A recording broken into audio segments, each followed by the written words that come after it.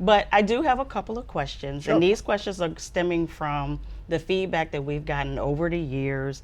There is one area that is consistently the where can we work on this? And this is the nightclub. We did that. hear that the nightclub need to be rethought, and that was the matter. And we heard a lot of comments about the music in the matter, and particularly the DJ parties at the matter. We do have some themed nights, and the themed nights tend to come with a certain musical genre. So we have an 80s party called Club Rubik's. Right. Obviously, that's 80s. We've got Cartbeat, which is more 90s oriented, right? We had a lot of feedback that we didn't have enough variety, particularly hip hop. And so we've actually started to introduce a lot more hip hop into the thing. The Scarlet Night after party now. Did you go to the Scarlet Night after party last night? Yeah. I tore the floor up last night. I tore the floor up last night. Yeah. If you see a little haze over my eyes, I'm still asleep. So you know what? Lynette's already answered my question. I think we're doing fine in the Oh matter. yeah. On this sailing, you got it down pat. But what you experienced in the matter last night is actually the template going forward, right? Is to make sure that we're able to scratch that itch for people who are looking for that Okay. hip hop, that R&B, because we weren't doing a lot of it before, and we should have. It was something was missing. So just to make sure there's that consistency, traditionally you're going to see that in the manner after Scarlet Night as one night, but we're going to have it a lot across the show. Okay. I think. But hopefully your feedback on last night is actually making me feel good about the changes we're making it was and the great. direction we're headed in. But Because we just want to dance. At the end of the day, grown people, all we want to do is eat, dance, have some people entertain us, and go to bed. pretty simple. It's pretty simple. That's why Virgin Voyages works. Right. Yeah, if we could just replicate what happened in the manor last night. So what exactly happened in the manor last night, out of interest?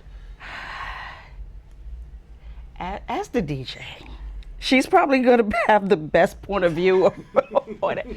But no, she really did play a variety of music. It's just not about having hip hop or rap or whatever, because I can dance to anything. But it's about reading the room. Who's on the floor? When you play a song, if people are starting to leave the floor, it's time to course correct in real time. Like, just keep people going, keep them energized. And she did that last night. She did an amazing job. And it's a fair comment. Look, your audience is a very discerning audience, so I'll be really upfront with your audience. We, in the past, we were getting up and running, we would be a little too prescriptive with our DJs of having them play within a certain kind of zone. And we could tell. And as a result, they weren't able to react to the audience in front of them, what people were looking for. We weren't great about taking requests either. Yeah. We're much better about that now, because at the end of the day, what it really became was, let's just hire great DJs and let them be themselves and let them read the room and do their thing, right? And that's ultimately what people are looking for, right? And the DJs that we're hiring now, I think you'd also admit, are really, really great DJs. And a good DJ can read the room, can get it right, and hopefully you're seeing a lot more of that now. Yes, I am. We've actually put a lot of new shows onto all of our ships. Brilliant Lady launched with 7 new shows. If your audience hasn't been to Brilliant Lady yet, the shows are unbelievable and epic, but they are the template going forth what entertainment should be like on Virgin Voyages. Okay. And then this ship, Scarlet Lady, which we're on, Scarlet Lady's had 2 glow-ups where we've actually, in the last glow-up, updated her entertainment as well. So she has a new show called Booked, which is an incredible show, incredible dancers, incredible Yes, music, I a lot see of that lot tonight. of nostalgia playing tonight. Have you seen it before? No. Oh boy, I hope you like it. Oh, sure I will. Okay. Can we just pretend that you've already seen it and maybe you say it's great? Oh, it was amazing. Oh, thank you. Listen, Thank you. nothing like it. Thank you. When they did that little tumble, Oh yeah.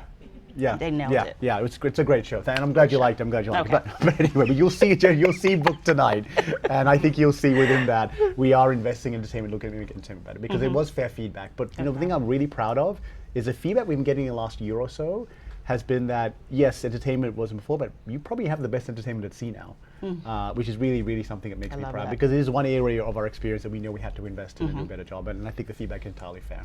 Now extend that across to making sure that we had enough variety of bands, enough variety of live music across the ship. I think you'll see there's a real diversity good. now of exactly what we're offering. Exactly, right? We've got duos, trios, we've got buskers, and also trying to cover different types of variety of music, right? And then the third aspect was just music generally, and making sure that the diverse crowd we have, we've got people of all walks of life, all ages. They have lots of different musical tastes, so it is a bit difficult for us, and we've been learning through the years how to make sure we can adjust. To fine-tune it. Yeah, and one thing we do now is that we're actually really upfront with people about where to find different musical styles on the ship. So if you actually come on the ship on day 1 in our printed program, we will tell you kind of where the different vibes are. So every day on the program, we tend to write, or we should be writing at least, I think, check, exactly what the vibes are going to be that day in terms of what kind of music to get, so you can hear where you can hear hip hop, or where you can hear jazz, or where you can hear 90s all across the ship, and we try to be more upfront about that. All right, so the next question, it's we're not going to beat a dead horse about this tiered pricing. It is here. We're living with it. We survive. Yeah. But I'll be honest with you. I was one of the ones who was like, what is happening? Too many things at one time. But it has not been that bad. No. It really hasn't been that bad. You know, you have a couple of clients that are like, oh, Lynette, I messed up. I booked base instead of essentials. What can I do? Well, nothing really. I mean, but with that said, Virgin prides themselves on being almost all-inclusive, right? And now with us pulling back the layers and kind of taking a little of an unbundling of the prepaid gratuities being added in, do you think at any point we will just kind of fold to the pressures of how everyone else does it to stay competitive? Oh, absolutely not. Absolutely not. Look, what's made this brand famous is the world-class onboard experience on board our ships.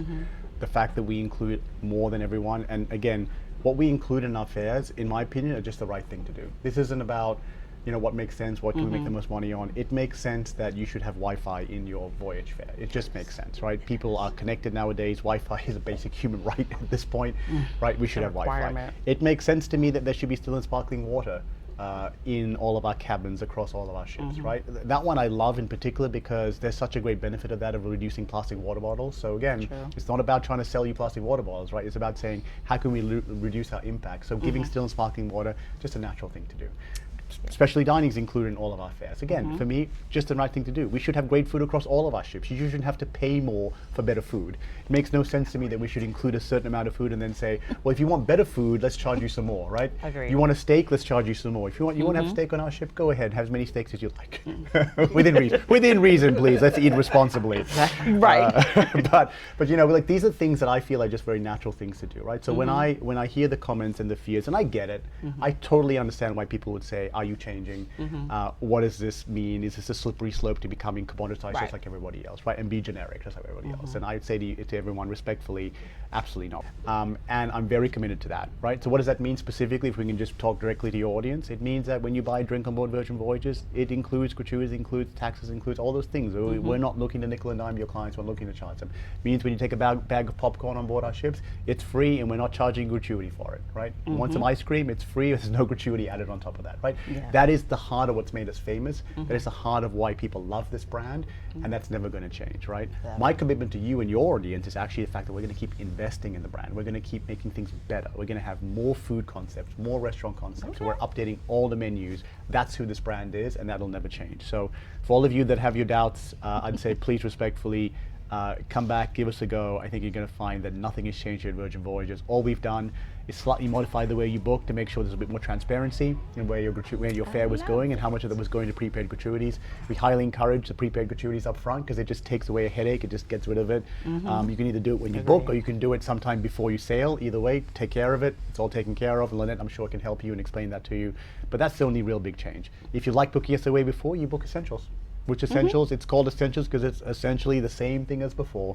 And I always love what you say. You pay to get on the ship and not to get off the ship. I love it.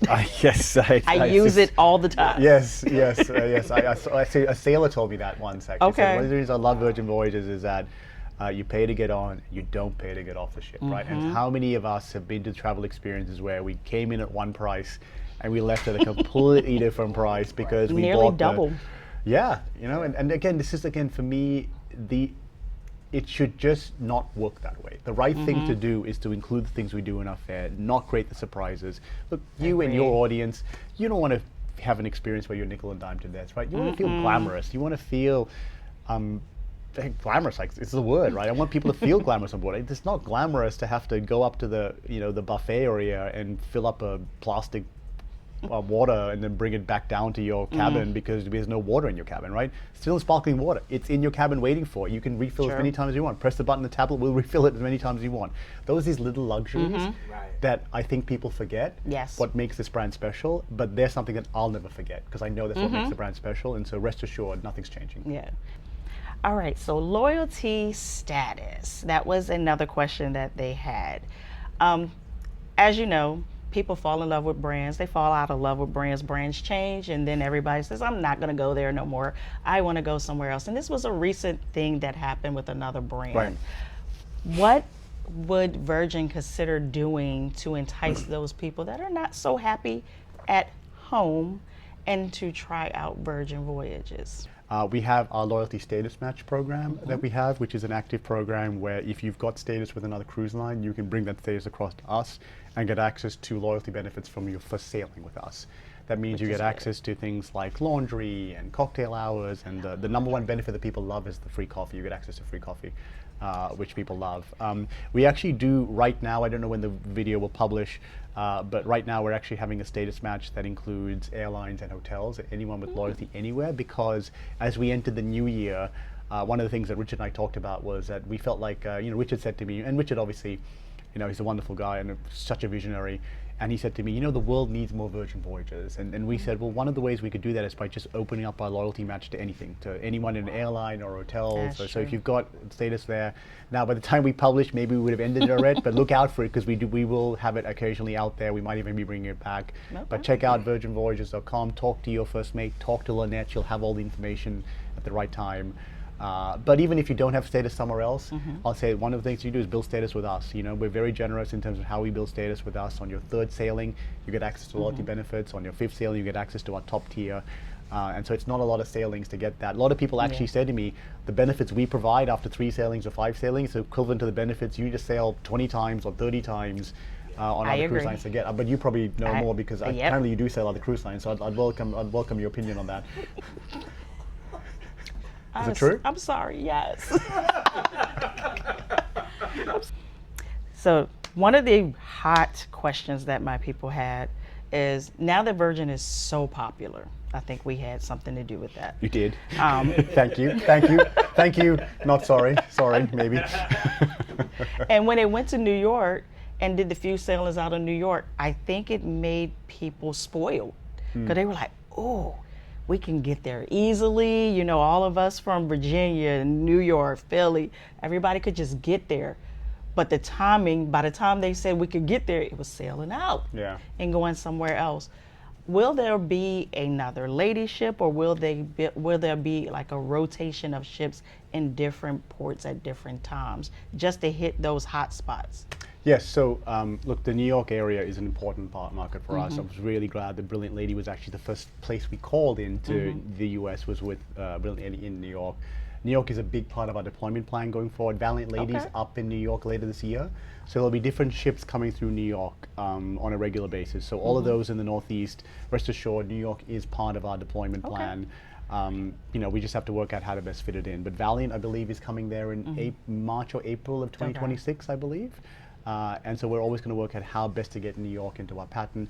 Los Angeles is another area where we're going to continue to grow our presence. You're going to see many more ships going to Los Angeles. Brilliant Ladies actually going to LA on the way to Seattle.